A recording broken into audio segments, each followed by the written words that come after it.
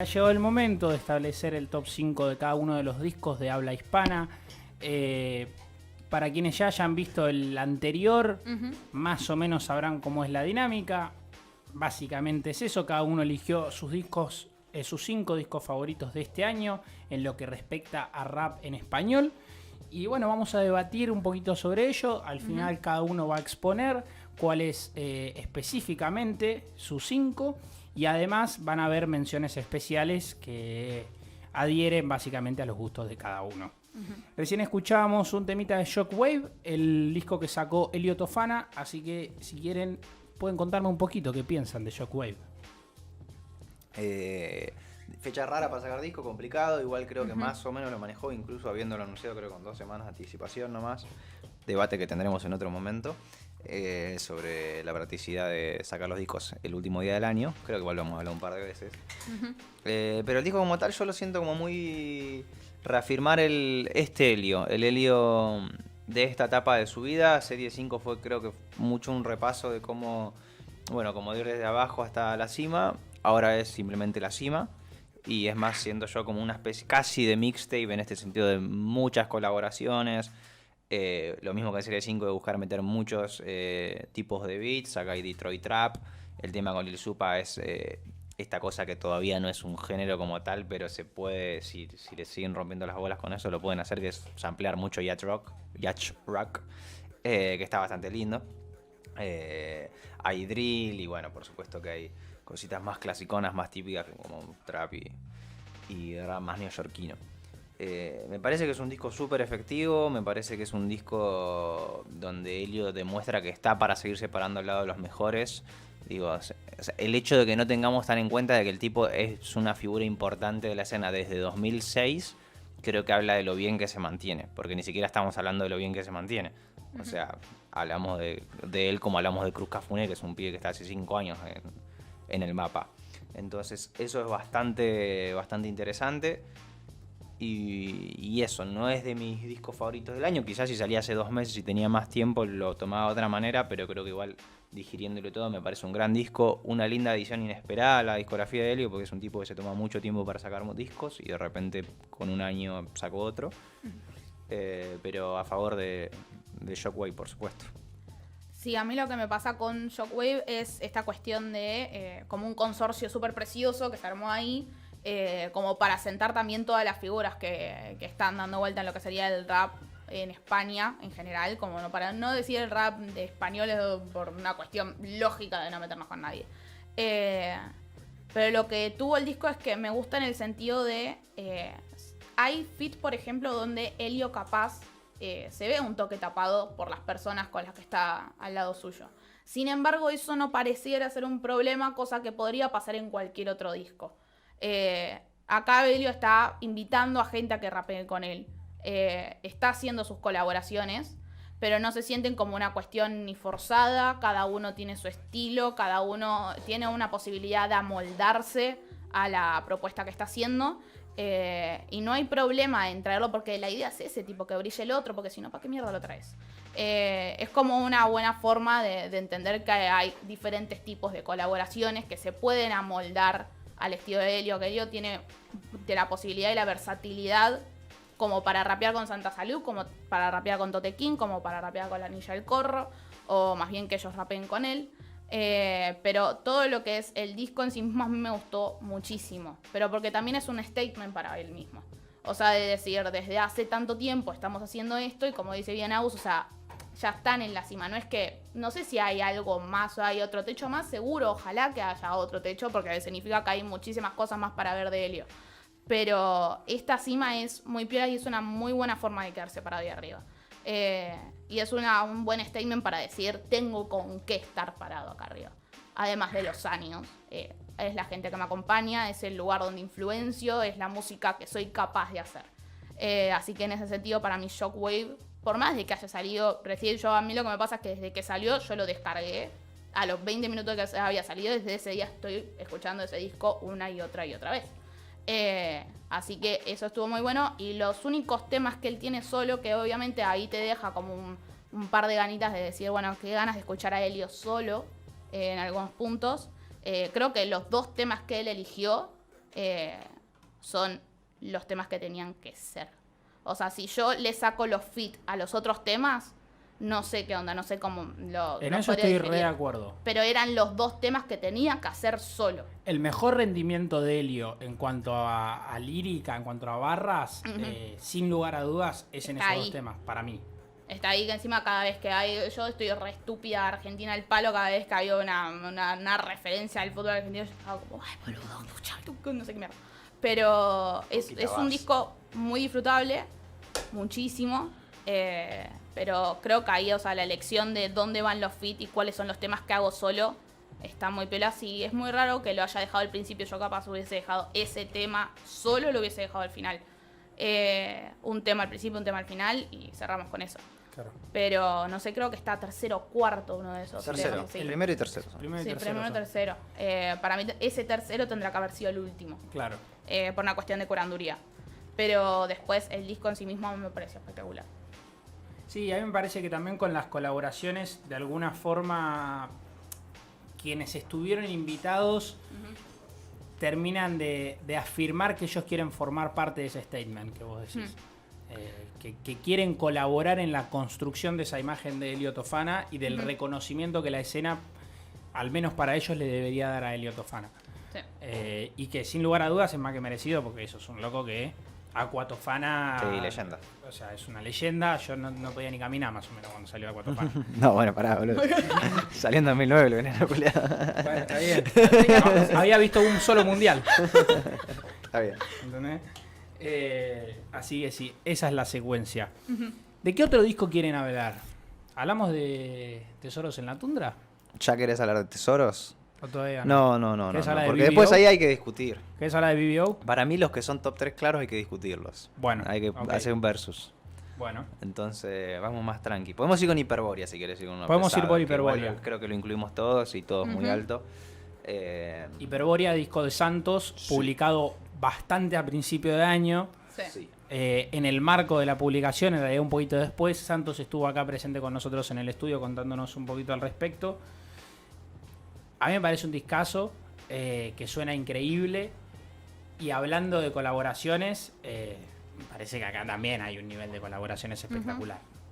A mí lo que me pasa con el disco de Santos es que es tan grande en su simbología que por más de que, o sea, la primera escucha a principio de año, a mitad de año y hoy es distinta. Porque todo el tiempo estás encontrando cosas nuevas en lo que, o sea, el trabajo simbólico que él hizo. O sea, me parece que simbólicamente es un trabajo tan profundo que está bueno en el sentido que cada vez que lo escuchabas a encontrar algo nuevo, por más de que vos entendés el concepto de Hiperbórea, que mismo si no lo vieron, está literalmente escrito abajo, tipo en la tapa, cualquier cosa, nadie se puede perder, pero creo que simbólicamente es gigante y también en términos de producción, de estética sonora, también es igual de grande. O sea, esa cuestión de dar desde lo sonoro como una especie de atmósfera de fantástica, o sea, pero fantástica en el sentido de fantasía, digamos, ¿no? Esa cuestión medio entre lo ficcional y la no ficción es donde está parado, para mí estaba parado ese disco. Y es muy grande y es muy difícil tratar de condensar en un disco solo tanta simbología junta. Y ahí también hay un párrafo aparte de algo que nosotros ya sabemos, pero la habilidad lírica que tiene Santos es una bestialidad. O sea, no es algo repetible. Incluso si fuera repetible, no sé si podríamos escuchar a alguien como nos pasa, por ejemplo, cuando escuchábamos a Armani, que decíamos, bueno, esto es una piba que seguramente escuchó Lil Kim por mucho tiempo. Yo no sé si podríamos encontrar a alguien que por mucho tiempo escuchando a Santos no pueda agarrar y rapear y decir, este chabón suena como Santos. Es como medio irrepetible lo que hace el chabón. Y si una persona lo intentara hacer, probablemente quedaría como una copia. O sea, en ese sentido creo que ahí hay una cuestión como muy propia, muy personal a la hora de rapear que tiene Santos, de que tiene ese juego de que sí es repetible, por lo menos para mí. Sí, creo que un problema que yo siempre le vi a Interestelar es que muchas veces la letra estaba en función de la habilidad técnica y no al revés. Y acá es todo lo contrario. El tipo tiene un montón de herramientas de lo que es la rima y las pone en función de lo que quiere expresar, del concepto del álbum, que es el viaje como tal, no el fin del viaje, sino el viaje. y creo que es uno de los discos más desarrollados en todos los aspectos en la historia del rap argentino, en el sentido de que la producción es bárbara, de principio a fin tiene un concepto, tiene hilos narrativos, tiene variaciones, va buscando cosas distintas, a la vez mantiene ciertas atmósferas entre lo que es el drumless, una cuestión algo onírica, la idea de la odisea. Hay varias ideas ahí que ya en la música misma están, en los samples que él buscó y cómo los trató, en el aspecto lírico, en todo básicamente súper completo el disco. Me parece, a diferencia del de Helio, acá sí, los feats están buenísimos, pero no son ni en pedo protagonistas del disco. Es más, todos los feats de este disco van a ser como la idea de Hiperbórea. Creo que hay alguno que otro que no. El tema con Nico Mir es el único que en ese sentido quizás no refuerza la identidad y la búsqueda del álbum. Pero son como personajes de la historia, digamos. Sí, son gente que él se cruza en su camino y que aparecen porque funcionan así los caminos, digamos. Sí, y a mí la sensación que me da es que con respecto a esto de los simbolismos, es tanta la complejidad en términos de simbolismos que genera que uno pueda escucharlo y reescucharlo, pero además tiene una capacidad de primer impacto, o de impacto a primera escucha. Ese juego entre la simpleza y lo difícil me parece que es el toque de Santos para mí.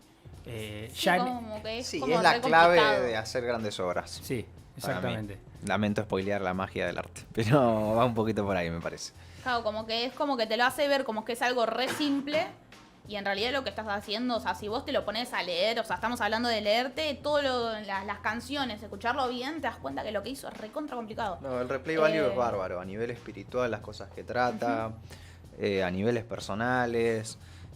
Bueno, lo charlamos mucho con él acá de cómo él mismo terminó emergido en una historia, inmerso, perdón, que terminó siendo como más grande que él, incluso. Claro. Terminaba a veces siendo muy ficcional, pero en el buen sentido, ¿no? En el hecho de crear una obra y dejarse llevar por eso, y dejarse llevar por el viaje. Y que bueno, como creo que lo habías dicho vos, que es un disco sobre hacer un disco un poco. Claro, exactamente. Es un disco sobre hacer el viaje. Y además eso, recordemos que es un disco que está prácticamente producido de forma íntegra por él. Sí. Nada, es una autoría total. El viaje de él. La forma, la dirección de todos, incluso el beat que no es suyo, incluso los featurings, todo está totalmente dirigido por él. Es genial, creo que es un hito sin dudas para el rap de este país. Creo que este año algo hermoso que pasó en el rap de Argentina es que tenemos grandísimos discos de todo el país. Sí. Tenemos, creo que vamos a nombrar discos de Entre Ríos, Así es, de Rosario, de Tucumán, de Córdoba en este caso, y bueno, obviamente de Buenos Aires.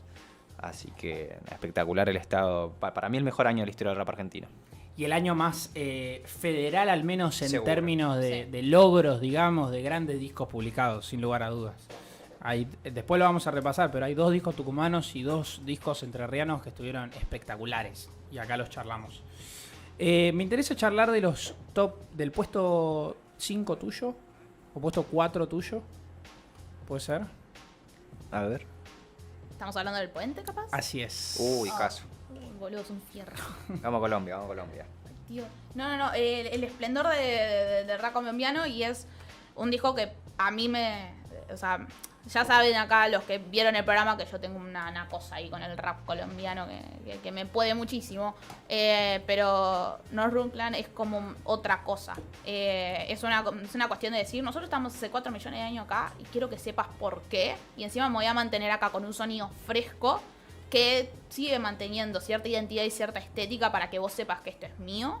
Pero, o sea, va a ser colosal en términos líricos y sonoros. O sea, siguen manteniéndose en un lugar donde vos sabés que son uno de los mejores de Colombia, o sea, son de los grupos, uno de los mejores grupos que existe en Colombia, y tienen con qué hacerlo. O sea, es más de decir, tipo, nosotros tenemos con qué seguir acá, y acá está la prueba, y la prueba es el puente. Creo que a lo largo de todo el disco lo puedes escuchar eso, pero porque además es un fierro. O sea, ellos son muy pesados a la hora de rapear. Los temas que tocan siempre son muy pesados de rapear.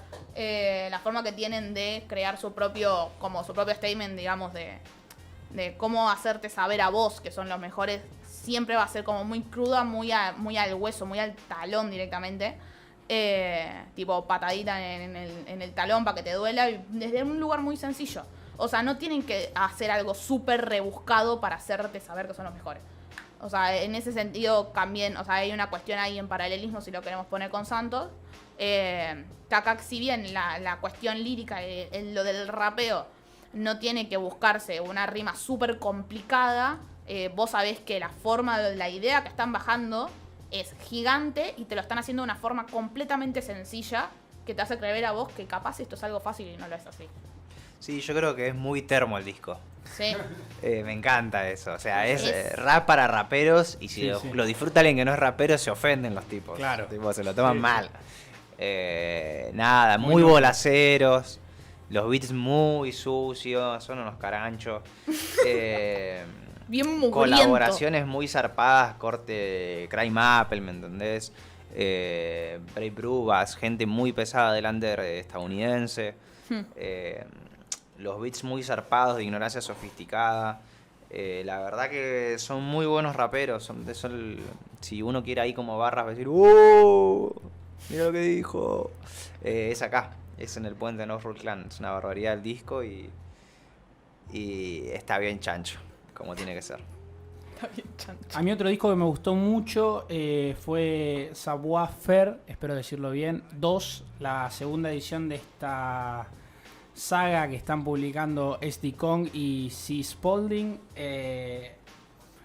La verdad es que a mí me parece que hacer un disco drumless es un desafío increíble, porque estás forzado a volarte una banda con lo que rapees.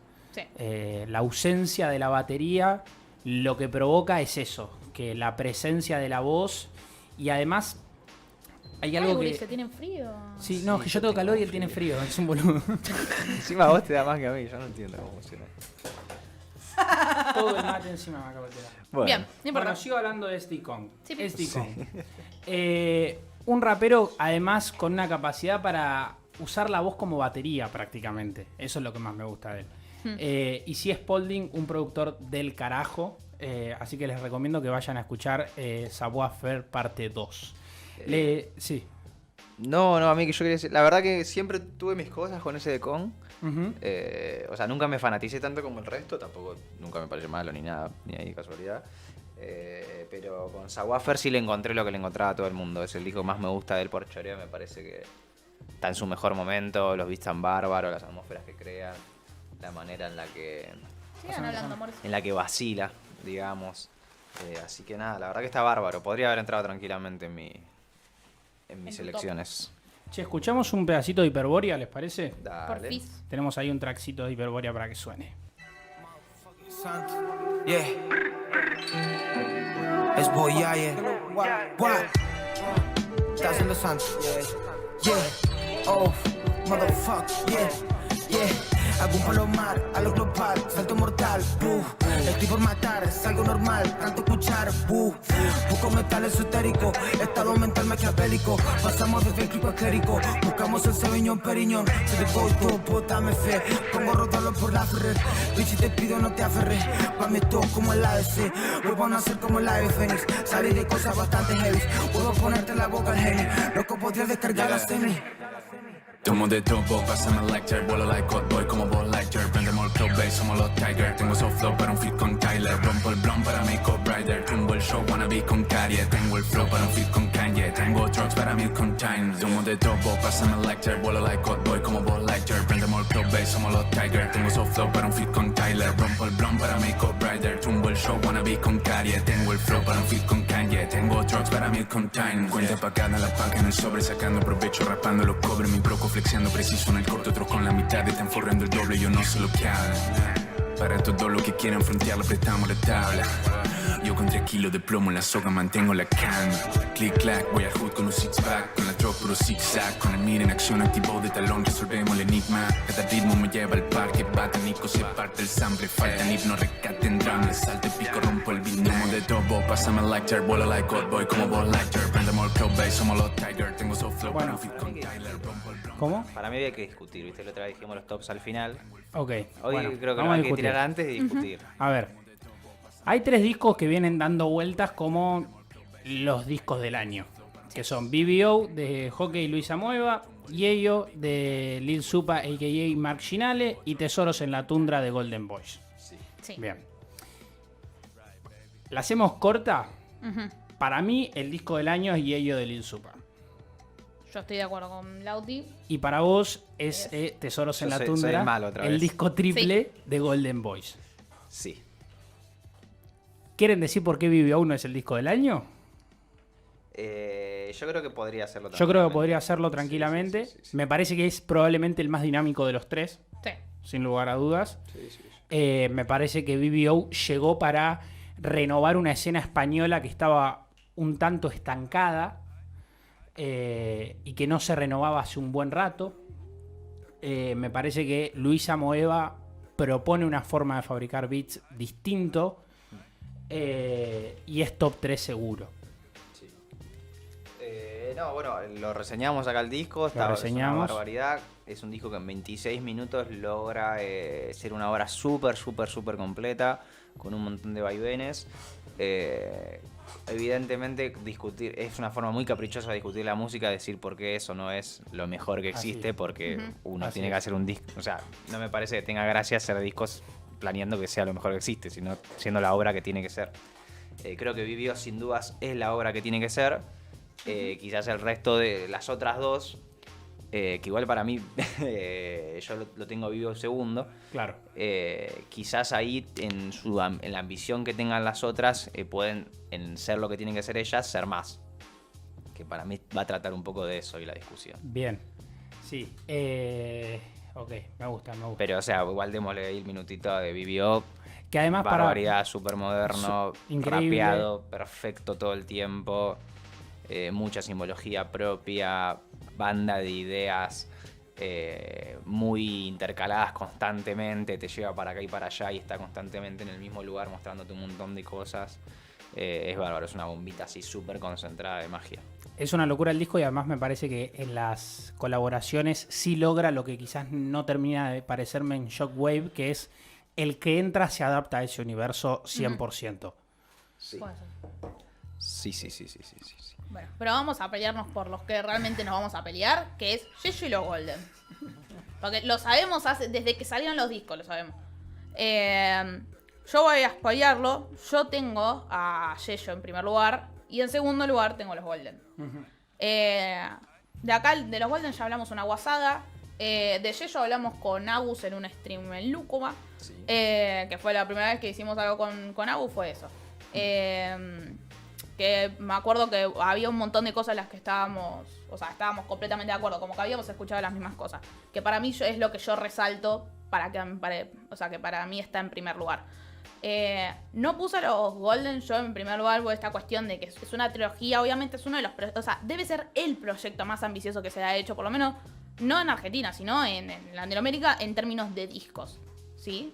Lo que hicieron los chicos es increíble, porque tenés que tratar de sostener todo un hilo y una energía durante 3 discos y que no decaiga, ¿sí? Sí, estoy de acuerdo. Si no es el eso- proyecto más ambicioso del rap latino, pegan el palo. Pegan el palo.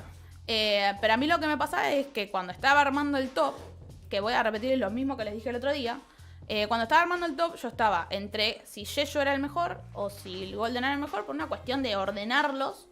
Y ahí fue como, bueno, si yo me estoy debatiendo si Yeyo es mejor o peor o lo que sea, o por lo menos no es si mejor o peor, sino en qué lugar lo pondría en términos de importancia. Si yo me estoy debatiendo si un disco es mejor que una trilogía, es porque Yeyo es tan bueno como 3 discos. ¿Sí? Claro. A mí me parece que lo que se logró con Yeyo no se había logrado en otros lugares. Porque para mí esto ya es otra cosa. Es una cuestión de rap cinematográfico puro. Lleva a hacer una película a través de rap. Y a mí esa propuesta me entusiasma muchísimo. O sea, poder hacer ficción desde el rap me parece una locura. Y que eso esté acompañado desde la producción, con una atmósfera que acompañe eso y que te puedan meter en esa película, me parece una locura. Desde el momento cero que salió eso. Además de esta posibilidad de que a la hora de armar personajes uno pueda ir viendo diferentes temas y problemáticas y pueda pisar diferentes lugares sin banalizar lo que uno está hablando, sin apropiarse de un discurso. Rapeando en tercera persona es una crónica enorme, de pe a pa es una crónica. Es una crónica. O sea, tiene todos los elementos de una crónica, de una especie de mini, como de ir viendo a través de los ojos de Marginales. Y esa propuesta a mí me voló completamente la cabeza. Así que yo, por eso, por ejemplo, voy a poner ahí mi statement. Para mí, Yeyo está en primer lugar. Sí, se viene la película del disco, Se viene la película del disco. que sale el 22, si no vi mal la fecha. Marginale es de los personajes que nos ha presentado Marlon Morales el más introspectivo y el más cinematográfico. Sí. Cuando digo introspectivo, por supuesto, en esta narrativa y en este storytelling, uno jamás termina de entender, y ahí está un poco la magia, de si esa búsqueda es adentro de un personaje o es realmente de Marlon. Ahí ya es un poco a la interpretación de cada uno. Pero además a mí me pasa que en esta crónica que Lil Supa relata, no hay forma de que un latino no se siente identificado, ¿entendés? Hay como una cuestión ahí de que, al menos en alguna parte, sentí que está hablando de vos. Y eso me parece que es lo que lo hace el disco del año. Lauti estuvo desmembrando gente. ¿A vos te parece? No, digo, alguna parte. Por supuesto no todas, pero alguna parte a todos les alcanza. Sí, seguro. No, sí, eso seguro. No sé si querés repetir algo del stream de ese día. Yo, que hoy aparezco como villano. No, los Golden hicieron un proyectazo, Sí, boludo. sí. Hicieron es una locura lo que hicieron. Claro, es difícil discutir la música así porque es como un poco injusto. Sí, es Pero, que lo es. Es Todo, súper creo que injusto. todos lo Pero sabemos, queremos estamos todos que- grandes a ver para Y si de eso saberlo. no se trata el arte, pero bueno, La estamos jugando. gracia, claro, vamos a jugar un toque, queremos leer las opiniones de la gente. Ahora, mi elección tiene mucho que ver con qué busco yo en el arte, obviamente. Sí. Se sabe, además, que es muy difícil para mí porque yo tengo un respeto y una admiración inmensa por gente que además, no es que son amigos míos, pero conocí y entrevisté tanto a los Golden Boys como a Marlon y a Castellanos. Entonces es como... Tirate el CV. Sí, claro. Claro, porque yo decía, si elijo los Golden me van a acusar de porque me llevo bien con los pibes, ¿no? Pero con Marlon también Está muy bien. no tengo una relación personal, pero lo mismo. Admiración inmensa. Lo que pasa es que creo yo que los Golden Boys se mandaron a hacer un desafío inmenso, que igual no es una cuestión de mérito, porque tampoco se trata de eso el arte, pero que sí que evidentemente lograron algo muy difícil. No creo que sea tan fácil matemáticamente la cuenta de si 1 está igual a 3, eso hace más fuerte a 1. Para mí sí. Porque en el fondo hay una cuestión de obra y de que, por ejemplo, ahí ganaría Oke. ¿Por Porque qué? en 26 minutos logra muchísimo. Yo estoy hablando de la propuesta. No se trata de No, pero minutaje. no propone ni la mitad. Vamos a meternos en otra discusión con Oke si quieres. No, está bien, no nos da el tiempo, pero no. Hay una cuestión de que, bueno, si es por cuestiones que se propongan, para mí hay más conceptos en Tesoros en la Tundra que en cualquier otro disco, porque es el disco más ambicioso de la historia del rap latinoamericano. Porque estamos hablando también de que hay 5 personas rapeando, una haciendo los beats, un montón de ideas que van y vienen. Pero creo que hay un par de conceptos muy cruciales que a mí me resultan más interesantes escuchar en 2022 que los que tratan en Yeyo. A Que ver. no significa que no me encanten los de Yeyo. pero me Pero creo interesa. que Yeyo es un disco vigente a nivel sonoro Ajá, y Tesoros en la Tundra es un disco vigente en todos los sentidos. bien. O sea, vigente quizás no la palabra, porque si no parece que no estuviera vigente y sí está vigente. Pero relevante, esencial. Coyuntural. Esencial, vamos a decir esencial. Yeyo es historias, microhistorias, escenas, cine. Y me parece que Tesoros en la Tundra es un disco que trata mucho más sobre la vida personal de un grupo de personas. Por separado, individual y grupalmente. A mí me interpela más eso. Claro. Y obviamente acá la elección va por la cuestión de lo que uno valora en el arte y demás. Me parece muy especial lo que lograron ellos como grupo de seres humanos juntos que se proponen algo. Me parece increíble a nivel de diseño de sonido. Me parece mucho más difícil hacer un disco triple que cualquier otro tipo de disco. Prácticamente es algo malo hacer un Perdón, disco ¿te triple. puedo interrumpir un segundo? Sí. Porque a veces parece que cuando nosotros decimos lo ambicioso que es este disco, lo decimos por el simple hecho de que tiene 36 temas. Y no es solo por eso. No, hay un montón de conceptos y demás. Claro. Qué sé yo, Conway tiene un compilatorio de 55 temas, pero son todos temas igual hablando de lo mismo. Claro, Está por eso. buenísimo. Ojo que no se enoje Conway. No, sí, está bueno, yo me lo escucho. Es súper ambicioso. Digo, no es una prueba hacer un disco larguísimo, cosa que es un problema, no sé, Drake tendría que... Alguien Claro, le tendría que avisar a obvio. Drake. Pero Tesoros en la Tundra tiene algo muy raro, que es que tenga sentido que sea un disco triple con 3 partes esencialmente, o sea, son 3 discos. Cada uno tiene su narrativa, su búsqueda, sus variaciones. Y está increíblemente bien armado para que llegue al tercer disco y no estás agobiado. Igual es Claro. rarísimo. Es Sí, rarísimo. Es muy difícil, estamos hablando del primer disco grupal de los pibes, lo anterior es una mixtape que hicieron en pandemia, y de repente sacaron algo que es muy difícil.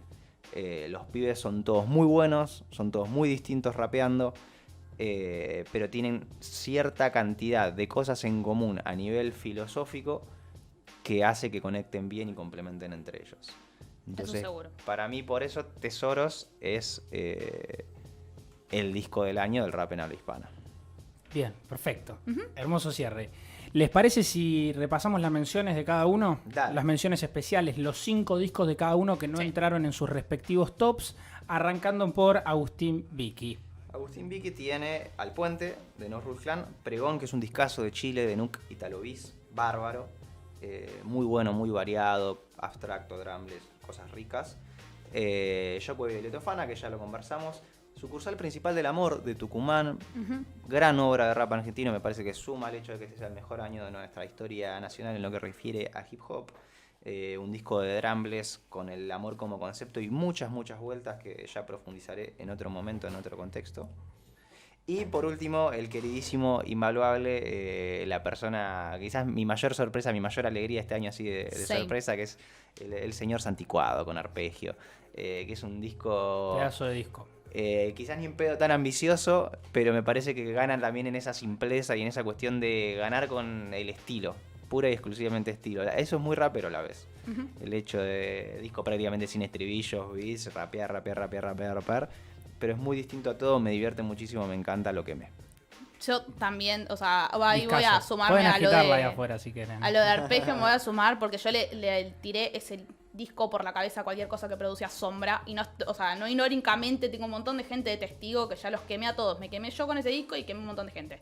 Pero voy a decir yo mis menciones. El primer disco que quemé en el año, que lo quemé en 3 semanas, que fue De la Pulpa, de El Juasma con el arqueólogo. Literalmente lo quemé en 3 semanas, me lo sabía de pe a pa todo el disco. Después, obviamente, BBO. Después, un disco que a mí me voló completamente el bocho, que fue Luz, Figura y Sombra, de Cómo asesinar a Felipe. Creo que la propuesta es increíble, hacer jazz experimental y rapearle encima, cosa que es complicadísimo, sumado a diferentes chiches que le van poniendo en el medio. A mí me voló la cabeza. Auge con Paraná State of Mind, es un disco, para mí es precioso. O sea, la forma que tiene Auge de en algún punto hacer como equilibrio sobre su propia lírica a lo largo de todo el disco, es muy bueno. Él líricamente es buenísimo y él arrancaba muy arriba, cosa que a mí me dio cosa cuando lo empecé a escuchar, porque dije, bueno, él se tiene que mantener en donde se está presentando la intro y lo logra a lo largo de todo el disco. Y por último, el único disco que yo no sé nombrar, que vamos a ponerle que es imposible. Está en griego, creo Ni que si siquiera mal me no lo me agarró el equivoco, Photoshop, o sea que tampoco que está es bien escrito ahí. de Laura de Freesis Mafia, que Laura para mí... Sillajamba. Sillajamba. Que para mí también hay una cuestión ahí de que Laura supo concentrar muy bien un montón de simbolismo en algo muy compacto. Y también quiero traer esta figura por el hecho de que para mí todo lo que concierne a Freesis Mafia es MVP en el año, por lo menos en la cultura del rap en habla hispana. Todo lo que tenga que ver con Freesis Mafia es un MVP en sí mismo. Las MVP de España de este año, que sea. Mis menciones, Lautaro Llanes, quien les habla. Disparos de Nietzsche, Juan y Castellanos. Las cosas que me destruyen, de Guaralú. Precioso. Ópera Fidelio, de Ergo Pro. The Noct Nudity, de Colu, directamente desde Tucumán. Y Soliloquio, de Mactupa y Fresh Soul, desde el barrio de Mariano Moreno, Paraná, Entre Ríos. Y bueno, ahora sí, el top 5 lo hacemos rapidito que nos quedamos sin tiempo. Me hubiese encantado más el de Guaralú, pero nada, el que puse que no lo nombramos es Cubits de Eric Urano y Merkabah, discazo bárbaro, rap con electrónica, muy divertido. Hiperbórea de Santos, Yeyo de Marginal, BBO de Oki y Luisa Mueva y Tesoros en la Tundra, la trilogía completa de los Golden Boys. Frank Hernández. Yo en primer lugar tengo a Yeyo, en segundo lugar Tesoros en la Tundra, tercer lugar Hiperbórea, cuarto El Puente, quinto Shockwave. Del quinto al primero de Lautaro Llanes, Savoir Faire 2, Hiperbórea, Tesoros en la Tundra, BBO y Yeyo.